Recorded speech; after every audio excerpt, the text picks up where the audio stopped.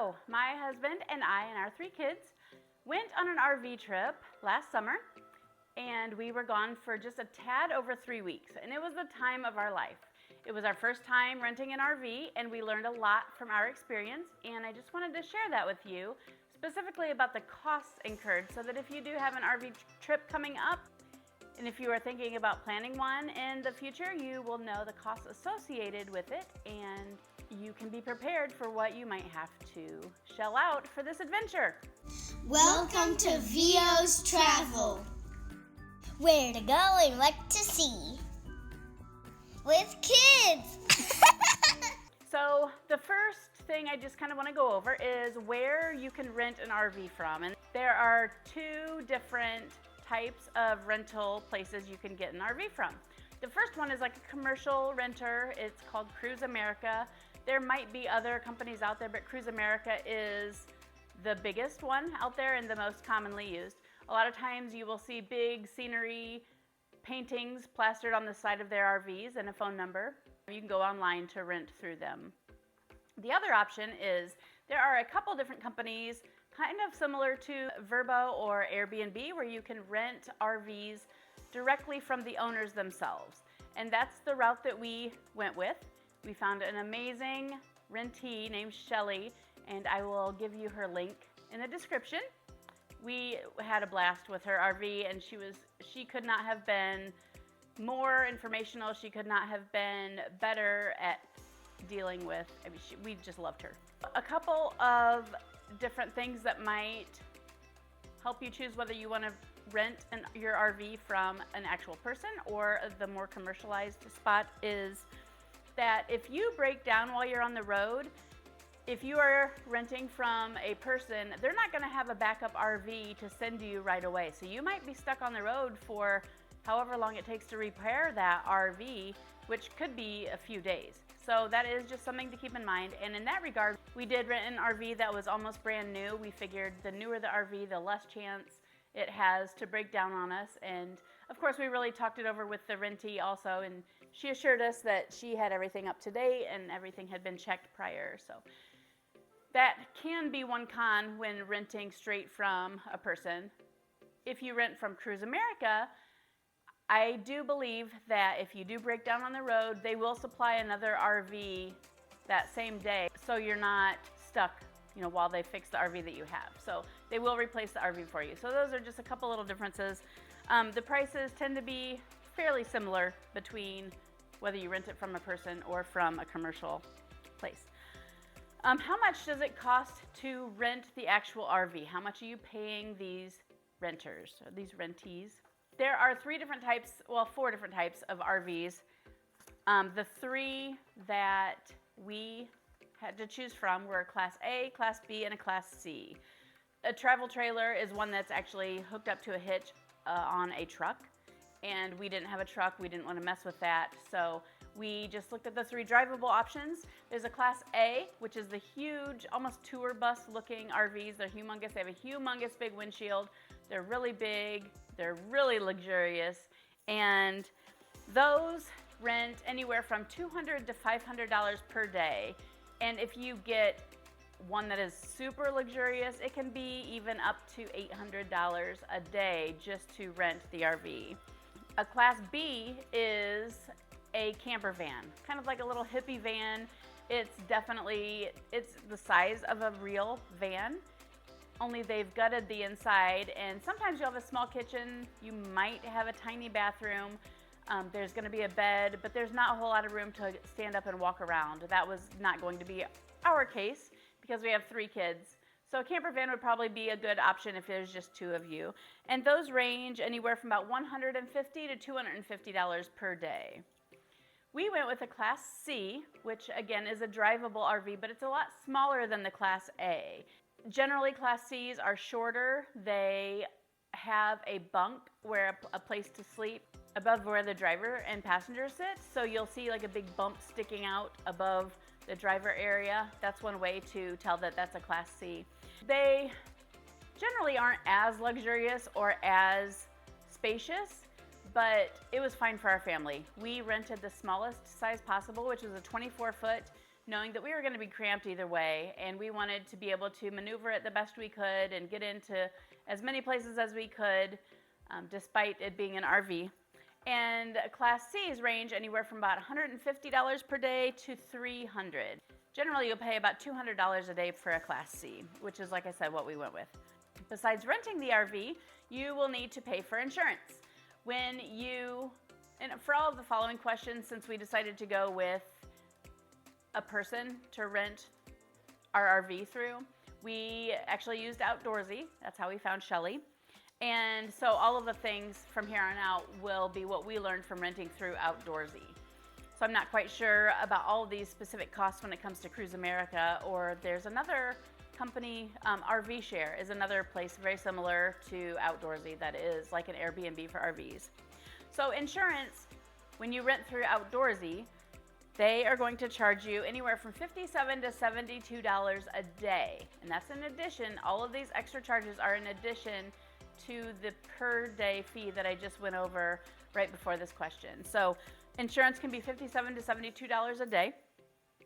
However, before we went on our trip, we did a little research and we were able to find full coverage for our RV for the 3 weeks through our own private insurance company, and we paid $65 total for the entire 3 weeks.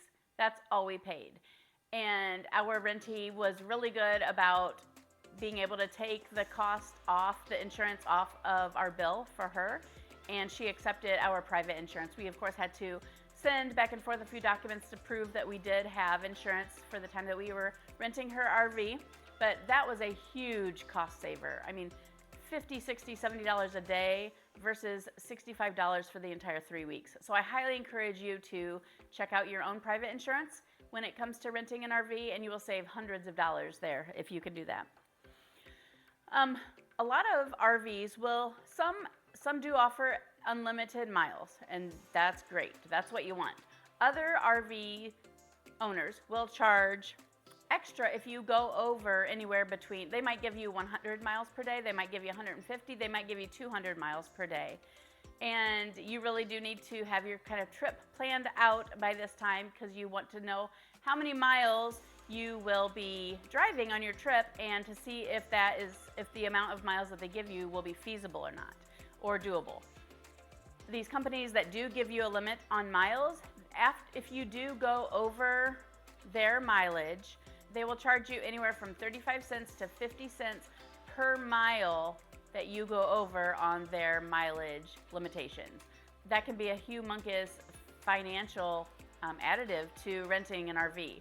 So if you can't find one with unlimited miles, if you are able to talk with your rentee about it and ask if they will give you unlimited miles, it never hurts to ask. You can always ask. The worst they can say is no. So just know you are paying an extra fee if you do go over on those mileage limitations that they set out. So make sure you know the answer to, if they're charging for miles or if you have unlimited with them. You generally pay a deposit when renting an RV.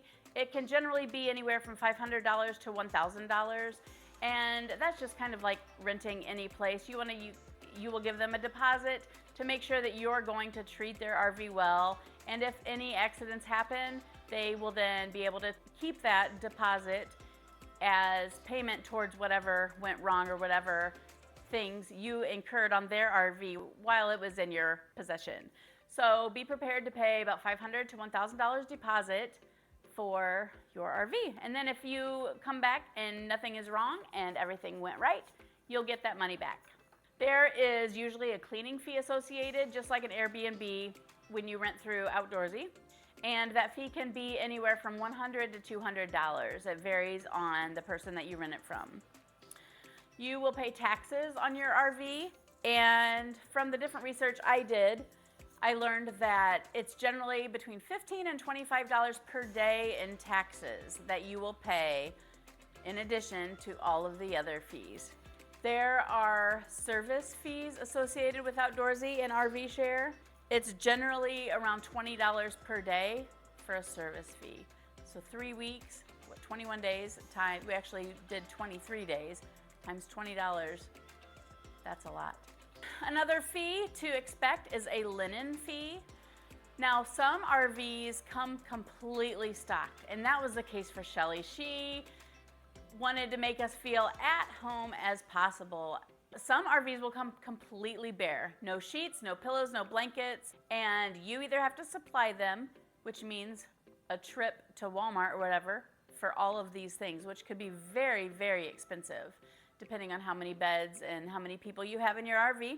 So in that same regard, there is sometimes a kitchen fee. Sometimes people that own their RVs will charge you to stock the RV with kitchen utensils. Think knives, cutting boards, eating utensils, bowls, plates, pitchers. Do you want to make a drink? Do you need a pitcher in your RV? In a future video, I will tell you everything that you do need for your RV when you take a trip, whether it's supplied by the owner or whether you're going to need to purchase it before your trip. But a pitcher is one of those things on the list. So if the kitchen is not fully stocked, some places will charge you a flat fee between $50 and $100 to stock it with all of those kitchen supplies. Another thing you need to think about in regards to cost of an RV is that person going to pick you up from the airport if you are flying to that location, or are you going to have to rent an Uber and go to the place that has the RV? That could be a cost. Ours was nice enough to pick us up from the airport. And also, when you're done with your trip, will you have to drop the RV off at a certain location and then hire a driver to come pick you up and take you to the airport or to take you to whatever location you need to be at? So thinking about transportation when you're going to be picking up the RV or having it delivered, you can incur Uber charges or driving fees that way. How much does it cost to stay in an RV park? On our trip, we paid anywhere from $23 a night to $81 a night. The lower end of that is what we paid at national parks. A lot of times national parks are fairly cheap, but just one note, you need to book those at least 6 months in advance, and you do need to do your research and find out when that national park releases their, and this goes for hotels too, when they release their dates for their hotels and their lodging and their campsites, because it will be a specific day and a specific time. Pay attention to the time zone that they're released as well, because a lot of times those rooms and campsites sell out within 10 or 15 minutes of them going live. So that's very important when you plan your RV trip. Make sure if you want to stay in the park that you are online and reserve those spots immediately. So national parks were a lot cheaper, state parks were fairly cheap, but when you get into more of the private RV parks, and especially on the West Coast is where we incurred a lot of the higher fees for renting an RV site. When I went through all of our sites that we rented from, we paid an average of $40 per night. So generally $40 a night is what you're going to pay for your campsite. How many miles per gallon did we get? We got between 7 to 10 miles per gallon in our RV, and 7 to 10 miles per gallon in our RV. And like I said, it was the smallest Class C we could find. So I can only imagine what the big Class A's or even a larger Class C would run. But on our worst days, and I did figure this out, I would write down how much gas we bought and how much mileage we used for that gas. And on our worst days, when we were going up and down mountains, very frequently we were down to 7 miles per gallon. And on the good days, when we were driving just flat surfaces, we could get up to 10 miles per gallon. So you want to think about how many miles you're going to be driving and figure in the price of gas. Now, the price of gas does fluctuate, obviously. I live in the Midwest, and so we have really good gas prices here. But when we started heading west, especially the West Coast, it got up to $2 and $3 more per gallon than we were paying here. So be prepared for that and kind of know how many miles per gallon you're going to be using. How much gas did we use? On our 22 days of driving, our 23rd day was spent flying. We spent $1,779 on gas. Gas ranged between $2.89 up to $4.01, and that was with a discount. We did use Kroger points to get our gas lower, and we also used the app that I highly suggest that you get called Gas Buddy. I do have another video about the apps that we used while traveling, and that did save us a lot of time. Gas Buddy will bring up a map of where you're at, and it will tell you exactly how much the gas costs at each location. So sometimes we could find gas for 50 or 60 cents cheaper if we drove 1 mile east, let's say.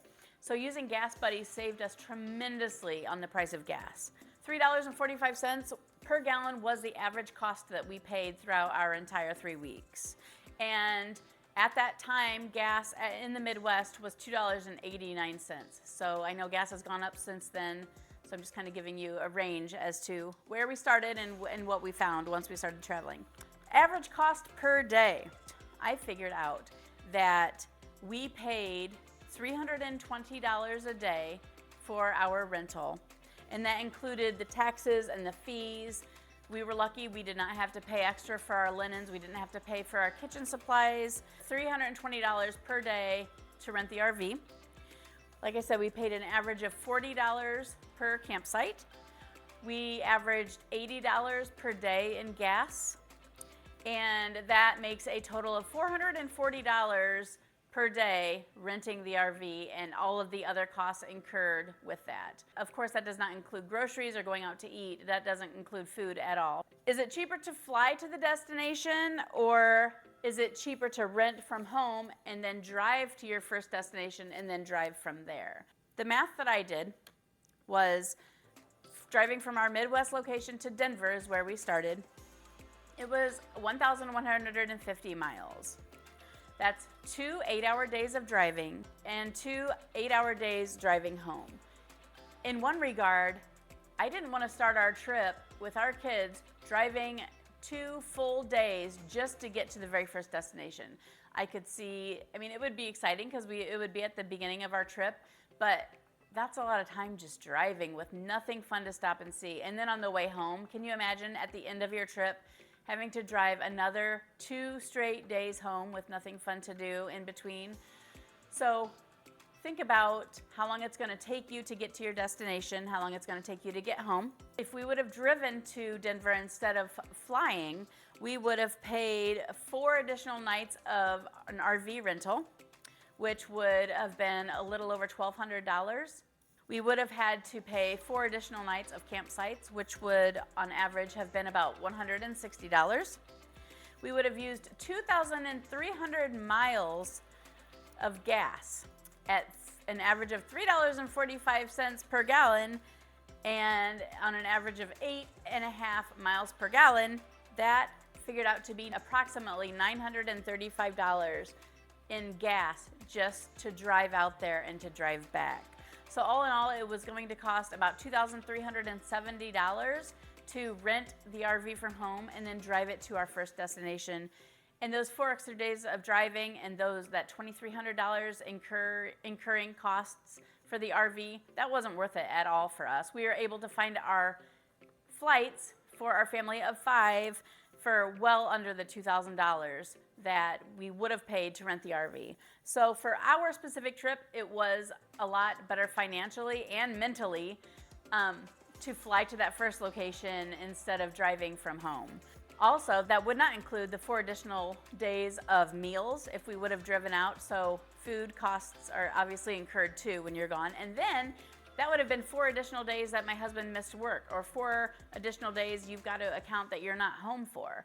So like I said before, flying was definitely the answer for us. It saved us time, it saved us money, and it saved us a lot of heartache by taking off 4 full days of just nothing but driving. Thanks so much for coming along on this fun journey about money. It was a very expensive trip. Just know that up front and save, because it's worth every single penny, and I hope you have a blast on your RV trip. If you have any more questions, I would love to answer them for you. And as always, I hope you remember to choose joy and take all of the pictures.